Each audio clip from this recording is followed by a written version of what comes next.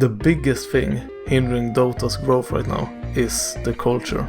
Now, this isn't a very controversial opinion. I think a lot of people will immediately agree that Dota has a huge toxicity problem. But what I wanted to talk a bit about today isn't the extremely toxic people, but instead the average Dota player. Right now, I think Dota is in one of the best states it has ever been. Like, of course you can talk about the patch and the balance and all of that, but usually that really doesn't affect how many players play the game. Instead, what personally makes the game very good, in my eyes at least, is that there is actually a very great new player tutorial and a new player game mode that I think is incredibly important for the game's continued success.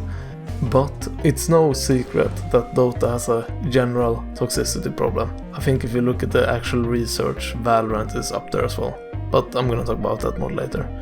But what separates Dota from the other quote-unquote toxic games is that I think it goes way beyond the game.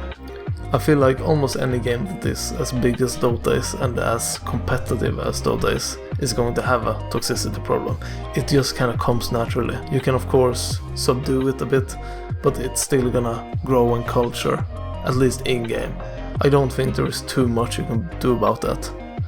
But what I think is controllable and a huge problem for the Dota community is the out-of-game chatting. Let me just show you a clip from this new Dota player / streamer. It does not really matter if you're good or bad, as long as you don't give up. Keep fighting and promoting. You will inspire me to do the same. Thank you. Hey, thanks Anonymous. Yeah, I'm not gonna give up. I think the hardest part of the Dota 2 journey so far has been managing the rowdy chat. There's people that want to see you fail because it makes them feel better about their own rank. There's a lot of supporters here, and there's people that are happy to see me fail. And it's hard to tell who is who sometimes, because there's like a culture of mockery of players. I don't think it's healthy actually for the scene. I know it feels normal now, but I don't actually think it's healthy for the scene. So I don't recommend it. But I can handle it. It's a little much sometimes, but I can handle it. And I love the game, so. Now, most of you probably already know who Grubby is, but if you don't, he is the best Warcraft 3 player of all time. But that's not the important part. What I wanted to highlight is how frustrated the average Dota player is. Now, to give some context, this player, Grubby, recently hit Archon 1, which is roughly the average rank in Dota, after just 3 months of playing. Now, 3 months might not sound amazing, it sounds like quite a lot of time, but in the context of Dota, 3 months is incredibly quick to reach the average rank. For example, personally, Dota was the first MOBA I ever played, and it took me a year of playing to reach Archon. And I consider myself somewhat good at improving, and I really tried to improve during the first year of playing, and still it took 4 times as long as it did for Grubby.